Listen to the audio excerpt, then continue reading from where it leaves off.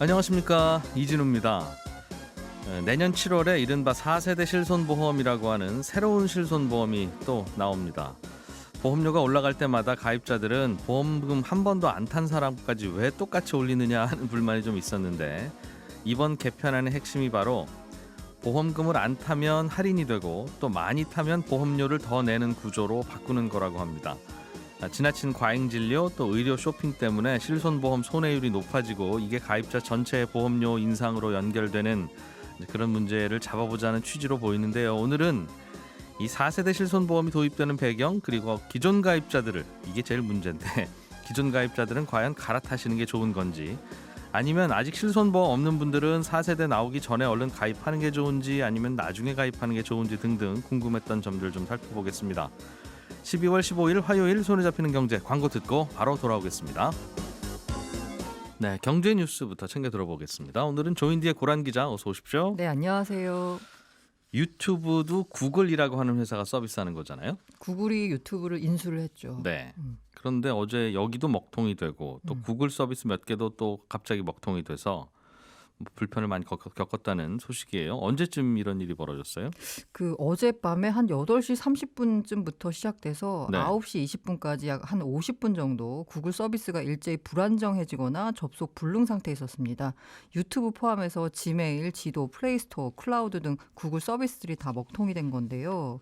이 구글 계정으로 왜 소셜 로그인 기능이라고 있잖아요. 예. 어디 홈쇼핑 가입할 때 구글 계정으로 가입할 수도 있고 뭐 카카오톡 계정으로 가입할 수도 있고, 이 소셜 로그인 기준도 마비가 돼가지고 이 기능을 이용하는 일부 서비스도 피해를 봤는데, 사실 개별 단위 서비스가 아닌 이처럼 구글 서비스 전반에서 장애가 발생한 건 사실 이례적이긴 합니다. 네. 그래서 이번 장애가 구글 계정과 관련된 건 아니냐는 분석이 나오고 있는데, 사실 본사 측에서는 어떤 해명도 내놓고 있지 않아서 왜 이런 일이 일어나는지 알 수 없고요. 어제 나왔던 그 네티즌들 반응 중에, 야, 내가 얼마나 구글에 의존하고 살았는지를 알겠다. 금단 현상 벌써 오고 있다. 뭐 이런 예. 반응들이 나왔습니다. 이런 서비스들은 보통 이렇게 먹통이 되거나 문제가 생기면 직원보다 이용자들이 더 먼저 안다, 이러면 뭔가 좀 잘 되는 서비스예요. 어제도 맞아요. 저 이 서비스가 뉴스가 나오기 전에 이른바 SNS로 왜 안 되지? 나만 안 되는 거야? 이런 얘기가 먼저 퍼지고 있더라고요. 그래서 뒤늦게 이제 직원들이 아는, 네네. 그게 어찌 보면 잘 되는 서비스가 이제 그런 거고, 이것 때문에 많이 불편했다고 막 뉴스 나오면 이제 이게 지배적인 서비스구나, 이제 사람들이 많이 쓰는, 그걸 간접적으로 알 수 있는데, 가끔 이렇게 먹통이 되거나 뭐 연결이 안 되거나 하면 피해 보는 분들도 꽤 있겠어요. 실제로 뭐 유료 이용자가 있고요. 프리미엄이라고 해서 이분들은 서비스를 광고를 안 보는 대신에 돈을 내고 보는 분들이잖아요. 그럼 뭐 정확히 따지면 한 달에 5만 원을 낸다, 5천 원을 낸다라고 하면 이걸 시간 단위로 계산하면 50분 동안에 해당하는 금액이 있을 거 아니에요. 뭐 정확히 있겠죠. 계산하자면. 예.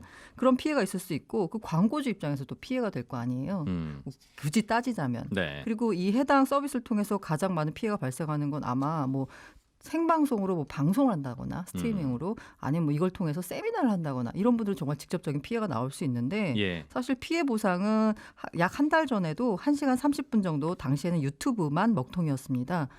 뭐 보상이라는 거 뭐 이런 방법 언급도 없었고요. 그냥 미국 본사 트위터 계정을 통해서 불편을 끼쳐드려 죄송하다라는 영문 사과만 올라왔습니다. 지난달에는 한국 구글에 뭔가 해명도 없었어요. 예. 근데 이번에는 한국 구글 측에서는 원인을 분석 중이다. 라고만 했지, 죄송하다라고만 했지, 더 이상의 뭐가 없었거든요. 근데 우리가 얼마나 많이 유튜브에 의존하고 있냐를 봤더니, 사실 어제 갑자기 서비스가 다운이 된 건 구글의 뭐 지메일이나 지도 등 다른 서비스도 있지만 예. 유튜브가 있거든요. 그러다 보니까 포털 검색어에, 네이버나 다음 등 포털 사이트에 실시간 검색어 전 처음 봤는데 1위부터 20위까지가 다 유튜브 관련이었어요. 유튜브 먹통, 유튜브 장애, 네. 유튜브 something went wrong, 이런 것까지 있었습니다. 심지어는 이 정도로 사람들이 얼마나 유튜브에 의존하고 있느냐를 알 수 있는데, YZ앱이라는 업체를 보니까 9월 기준으로 국내 유튜브 총 이용 시간이 531억 분. 저 이런 숫자 처음 봐가지고. 뭐 이게 무슨 어느 정도인지 알 수가 없네요. 네, 일단 사용자 수만 보자면요. 국내 사용자가 3,377만 명. 한국인이 가장 오래 사용하는 스마트폰 앱이 바로 유튜브였습니다. 네. 이러다 보니까 이게 피해 보상이 어떻게 뭐 될 수 있는 거 아니냐라고 했는데, 일단 유튜브가 해당하는 분류가요. 업자 분류가 부가통신 사업자입니다. 네. 그런데 현행 전기통신사업법에 따르면요. 만약에 부가통신사업자가 4시간 이상 장애가 발생한다라고 하면 그 사실을 소비자에게 알리고 한 달 이내 손해배상 절차도 알려야 됩니다. 근데 이번 사고가요. 4시간 이상이 아니잖아요. 네, 맞습니다. 그러니까 없고요. 사실 구글 약관에도 보면 피해 보상과 관련한 부분이 명확하게 나와 있지 않습니다. 예전에 만든 법이라 그래요, 이것도. 네. 그렇죠? 예전에는 4시간은 뭔가 피해가 있어야지 4시간이면 피해다. 잠깐 동네 산책하고 오고 뭐 그럼 되는 거지. 이럴 때 만든 법. 안 그래도 이 구글 같은 이른바 플랫폼 기업들의 지배력이 커지다 보니까 여기에서 물건 팔지 않으면 도저히 물건 팔 방법이 없다. 이용자들이 3,380만 명? 그분들이 다 유튜브만 보고 계시니 내가 어디서 광고를 한들 뭐 어떻게 방법이 있겠느냐 해서 이제 여기로 다 몰리는데 구글은 여기서 팔리는 것에 대한 수수료를 한 30% 디지털 재화에 대해서는 게임이나 뭐 웹툰이나 이런 것들 물리겠다고 하고 그건 너무 과하지 않느냐 하는 논란이 있었는데 이건 어떻게 진행되고 있어요? 9월에 밝혔죠. 사실 지금도 게임에서는 부과를 하고 있는데요. 이른바 이제 음원이나 앞서 말한 웹툰, 그다음 웹소설 이런 거에 대해서도 다 수수료를 물리겠다라고 했습니다. 예. 이게 이제 자사 앱 내 결제를 의무화한다라고 볼 수 있는데요. 지금도 게임 같은 거 결제할 때 보시면 유튜브에서 결제하는 것과 네. 아니면 밖에 나와서 그 PC로 일단 결제를 한 다음에 그 아이디 가지고 들어가서 하는 거. 한 다음에 요걸 그냥 이용하면 더 수수료를 더 싸게 받아요. 이게 예. 바로 이제 이른바 이제 통행세를 얘네가 걷어가기 때문이거든요. 음. 근데 이거를 지금은 약간 우회로가 있었는데 그걸 아예 못하게 그 자사 앱 내 결제에서 인앱 결제를 의무화하겠다. 그리고 모든 인앱 결제 시스템을 적용한 다음에 거기다가 네. 자기들이 수수료로 30% 떼겠다. 통행세를 걷어가겠다라고 9월에 발표했습니다. 이거 놀이공원 들어갈 때 외부 음식물 반입 금지하는 네, 거랑 맞습니다. 똑같죠. 네. 예전에는 밖에서 싸갖고 들어오시면 드시든가 아니면 여기서 좀 비싸게 드시든가 네. 둘 중 하나였는데 그 예전에는 그래서 놀이공원 들어갈 때 몰래 갖고 들어갔다면 지금은 앱 내 결제 의무화해서 이른바 그 가방 열고 다 가방 검사를 검사. 한다는 거죠. 네. 했다는 거죠. 네네. 근데 이거 하니까 당연히 반발이 나올 수밖에 없잖아요. 예. 그러다 보니까 국회가 법 제정을 나섰습니다. 그래서 앱 마켓 사업자가 특정 결제 수단을 강제하지 못하도록, 그러니까 구글이 인앱 결제 강제하지 못하도록 하는 전기통신사업법 개정안 지금 7건이 현재 국회에 올라온 상황이거든요. 이거를 그런데 미국 정부가 상당히 반대하고 있다고. 당연히 구글은 미국 회사니까 이제 반대하고 나선 건데요. 이게 더불어민주당 전재수 의원실이 공개한 것에 따르면 주미 한국 대사관이 지난달 3일에 외교부, 산자부, 방통위, 그다음에 과기부 등 정부 부처에 예. 구글 등의 앱스토어 운영 정책 관련 USTR 부대표부 유선 통화 결과 좀 복잡하죠라는 공문을 보냈는데 쉽게 말하면 미국에서 구글 괴롭히지 마라. 네. 그러니까 우리 정부는 구글한테 상인들 괴롭히지 마라. 미국 정부는 우리 정부한테 구글 괴롭히지 마라. 네. 그러니까 우리는 구글한테 왜 갑질하느냐라고 네, 하는 맞습니다. 거고 미국 정부는 우리 정부한테 왜 정부가 갑질하느냐 네. 그러는 거죠. 네, 사실 이게 인앱 결제가요. 우리나라뿐만이 아니라 미국 내에서도 논란이 되고 있고요. 다른 곳에도 논란이 되고 있어요. 그런데 왜 갑자기 이제 미국 정부가 우리 이 법 제정에 대해서 되게 민감하게 나오느냐라고 보면 해외에서도 지금 이게 약간 소송이 지금 벌어지고 있거든요. 예. 인앱 결제 이거 너무 비싸다. 이거 문제 아니냐, 독점 아니냐라고 하는데 그러다 보니까 만약에 이 법이 우리나라에서 통과가 되면 다른 나라도 우리를 보고서 우리도 저 비스무리한 법을 만들 거 아니에요. 예. 그러면 구글이라는 미국 기업의 이익이 침해가 되기 때문에 미국 정부가 이렇게 먼저 나섰다라고 볼 수 있을 것 저기 같습니다. 되는군요. 알겠습니다. 우리나라 주식시장은 지금은 공매도를 못하게 막고 있어요. 전 세계 주요 주식시장 중에서 우리나라만 이런 보호를 하고 있는데 이게 내년 3월이면 공매도를 시작하기로 일단 잠정 결정이 되어 있는 상태죠. 뭐 시작하기로 잠정 결정됐다기보다는 내년 3월까지 일단 한시적으로 중단하는데 3월에 되면 이제 다시 결정을 해야 되잖아요. 한시적 중단이니까 그때는 시작해야죠. 네, 근데 이거 다시 연장할 수도 있는 거잖아요. 그래서 예. 그 개인 투자자들 사이에서는 아예 이참에 폐지를 해달라고 요구하고 공매도 있는데 자체를. 이에 대해서 어제 은성수 금융위원장이 온라인 송년 기자간담회를 하면서 아마 내년에는 다시 시작될 것 같습니다. 시장에서 우려하는 불법 공매도에 대해 개선책을 마련해 나가고 있다라고 해서 예. 아마 내년 3월부터 공매도 금지가 해제될 것 같고요. 그럼 어떻게 되느냐라고 하면 지금 개인들도 하게 해주겠다라는 게 정부 방침이잖아요. 그런데 공매도를. 네, 개인들이 하게 되면 사실 대량 손실을 입을 수 있다라는 우려가 나오고 있습니다. 그러니까 개인 가운데서도 전문 투자자, 이른바 이제 돈 많고 경험이 많은 투자자를 중심으로 일단 공매도를 허용하고 예. 넓혀가도록 하겠다라는 게 지금 현재 정부 방침입니다. 그러면 3월 달에는 시작되고 개인들도 그동안 불편했던 공매도는 일부 전문 투자자들에게는 편하게 할 수 있게 허용하는 네네. 방식으로. 알겠습니다. 오늘은 여기까지 들어야 되겠네요. 조인디의 고란 기자 고맙습니다. 네, 감사합니다. 알아야 될 것들 많이 안내를 해주고 눈높이에 딱 맞는 만인의 경제 과외 선생님 다음 순서는 친절한 경제입니다. 예, 오늘은 청취자 조남수 씨가 주식 투자를 시작했는데 책을 읽다 보니까 퀀트 투자라고 하는 게 있더라. 퀀트라고 하면 어떻게 투자를 하는 걸 의미합니까? 이런 질문을 보내오셨어요. 요즘 주식 투자 시작하시는 분들이 많아서 저희에게 보내주시는 질문의 상당수가 이 주식 시장에 대한 건데요. 퀀트는 우리가 투자할 종목 고를 때는 사실은 냉정하게 고른다고 하지만 대개는 내가 가진 느낌, 뭐 내가 가진 지식, 뭐 이런 거에 근거해서 주관적으로 결정을 하잖아요. 이제 그러다 보니까 아무리 산전수전 다 겪은 투자자라도 인간이라서 실수를 하기도 하고 또 선입견을 갖기도 하고 그렇게 됩니다. 그래서 아예 내 감정을 배제하고 그냥 컴퓨터에 이런저런 조건을 입력해서 그 컴퓨터가 골라주는 종목에 투자하자. 이게 퀀트 투자입니다. 예를 들어서 나는 순이익이 100억 원이 넘고 자동차 업종이면서 창업주가 여성이고 업력이 10년 이상 된 기업에 투자하겠다 그러면 그런 조건의 기업을 컴퓨터가 뽑아주면 그냥 거기에 투자하는 그런 방식입니다. 영어로 퀀트는 이 quantitative라고 하는 그런 영어 단어에서 약자에서 들어온 건데요. 이게 수량으로 잴 수 있는 뭐 이런 뜻입니다. 그러니까 어떤 회사에 투자할 때 그 회사가 기술력이 있는지 뭐 사장님이 부지런한지 이런 건 안 보고 이건 숫자로 안 나타나는 거니까요. 근데 숫자로 나타나는 어떤 특징만 가지고 분류해서 투자하는 걸 의미를 합니다. 우리가 다 점심으로 짬뽕 먹을까 짜장면 먹을까 하는 고민 계속되는 이유가 이게 뭘 결정할 때 기준이 뚜렷하지 않아서 그렇거든요. 그러니까 차라리 입맛에 맞는 음식 고르는 수학적인 공식 이런 게 있으면 예를 들면 비 오니까 매운맛이 들어가면 플러스 5점 뭐 어제 술 먹었으면 국물 있는 음식은 플러스 10점 이런 식으로 규칙을 매기면 오늘 뭐 먹을지 딱 나오겠죠. 그런 식으로 나온 것을 선택한다 하는 게 일종의 퀀트 투자 방식입니다. 친절한 경제였습니다. 네. 병원비가 많이 나오면 이 병원비를 보험금으로 충당해주는 이른바 실손보험이 워낙 많은 분들이 가입하다 보니까 이제 정말 국민보험이 됐는데요.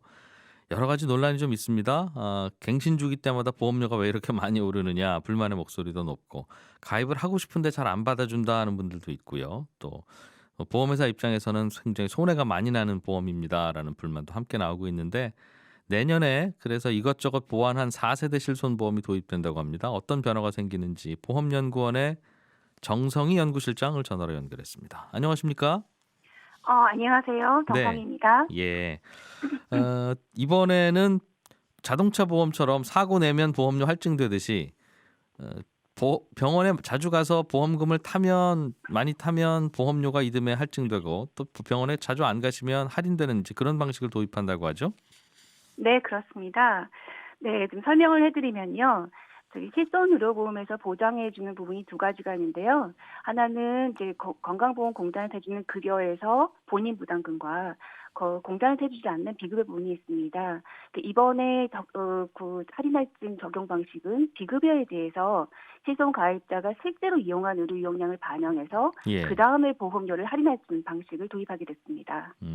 그러니까 건강보험이 커버 안 해주는 비급여 진료만 가지고 따져보겠다 그 말이군요. 그거 많이 받으면 할증, 그거 안 받으면 네. 할인.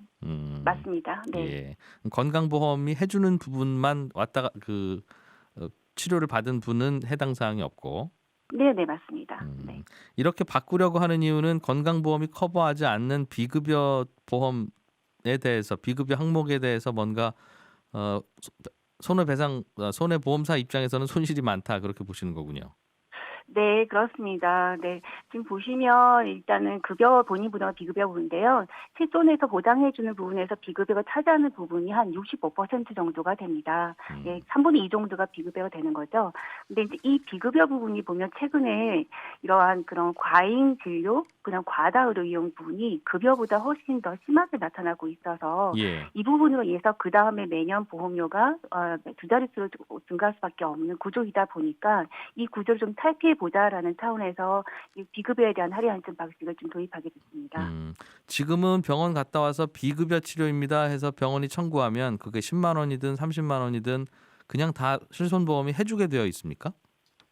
그렇진 않습니다. 네, 급여 본인 부담금도 그렇고 비급여의 부분에 대해서도 실손에서도 자기 부담금이 어느 정도 부담하도록 되어 있습니다. 예. 네, 그럼에도 불구하고 그런 자기 부담금이 실제로 타는 보험금에 비해서는 좀 부담이 적기 때문에 예. 특히 비급여에 대해서는 조금 오남용이 좀 많이 발생하는 것으로 보입니다. 제가 여쭙는 건 그런 비급여 항목이 나왔을 때 보험회사에서 아니 이거는 별로 필요 없는 치료 같은데 왜 하셨어요? 이런 식으로 서로 논란을 해서 깎거나 안 주거나 하는 방식이 지금은 없느냐 하는 질문입니다. 네네. 그렇게 할 수는 없는 구조입니다. 예. 설명을 드리면 지금 실손의 보장 구조는 몇몇 보장하지 않는 항목을 이제 면책 항목으로 두고 그 이외에는 모두 해주는 포괄복지로이다 보니까 예. 실제로 이전에 하지 않았던 비급여 의료 행위가 생기더라도 이 부분을 시술해서 보장해 줄 수밖에 없습니다. 알겠습니다. 앞으로 그렇게 4세대 보험이 도입되면 그러면 병원에 많이 간 해가 있으면 그 이듬해에는 할증이 되는데 네. 그럼 그 다음 해에도 올해 병원에 많이 간 게 네네. 영향을 주나요? 자동차 보험은 한 번 사고 내면 그게 앞으로 몇 년간 계속 영향을 주는 방식인데 네. 이것도 그렇습니까? 자동차 보험하고 좀 다른 구조인데요. 말씀하신 것처럼 자동차 보험은 매년 자기의 할인 할증 경력이 따라가는 구조입니다.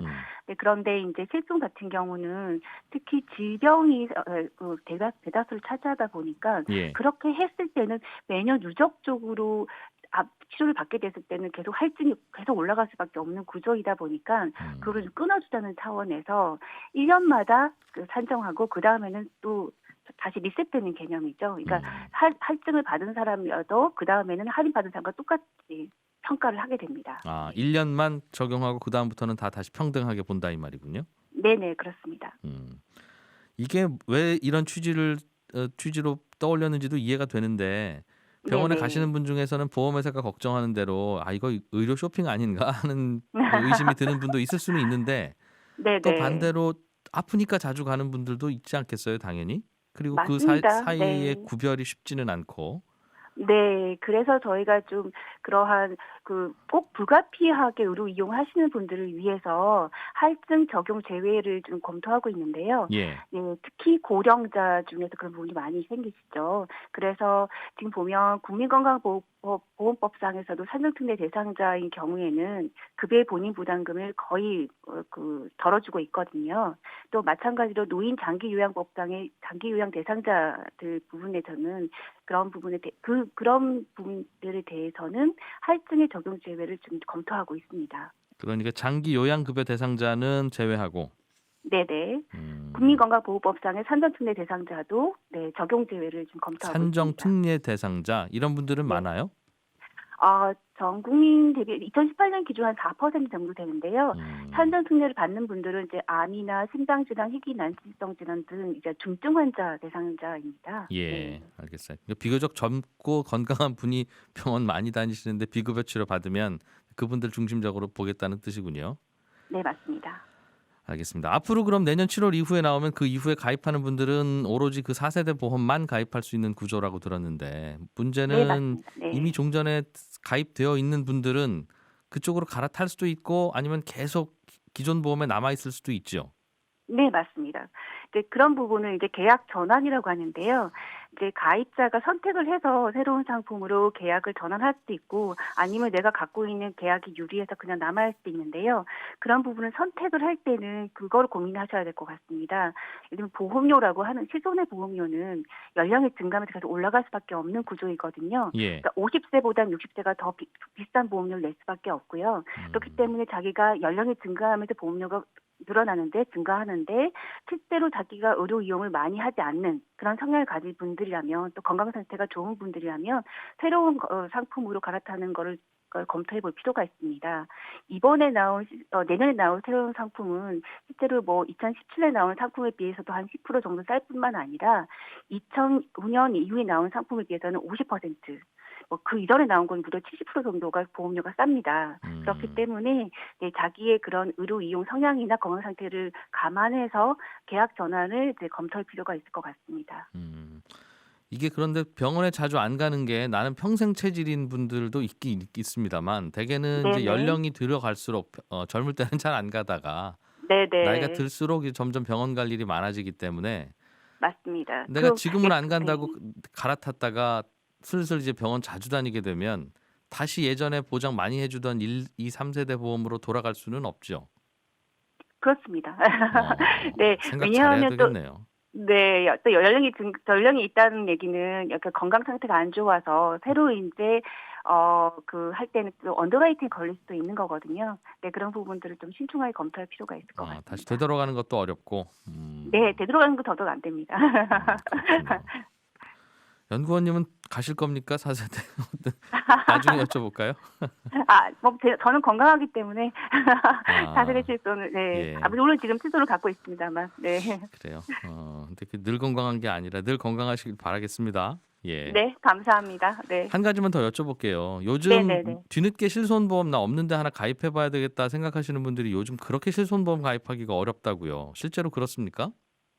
네, 좀 최근에 그런 보험회사들이 아까 말씀드린 언더라이팅을 하는 가입 심사를 좀 강화하는 모습입니다. 예. 네, 이 부분은 아까 모두의 기자님도 말씀하셨지만 지금 시손 손해율이 되게 높습니다. 그렇기 때문에 보험회사 입장에서는 팔수록 손해라는 구조이기 때문에 가입할 때 조금 더 깐깐하게 보는 추세입니다. 요즘은. 그래서 좀 더 이제 건강하지 않으신 분들, 연령이 있으신 분들은 그 개인 실손 의료보험을 가입하기가 조금 어려울 거고요. 예. 그 부분들은 노후 실손이나 그렇군요. 유병자 실손을 좀 가입하는 걸 권하고 싶습니다. 특히 좀 장애가 있으시거나 하는 분들은 더 가입하기 어렵겠네요. 그러면.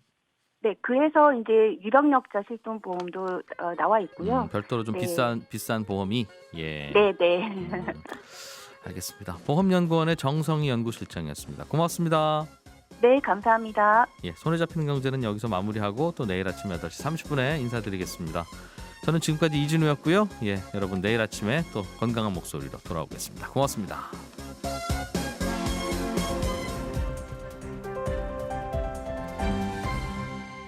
경제를 생각하는 사람들의 즐거운 습관. 이진우의 손에 잡히는 경제.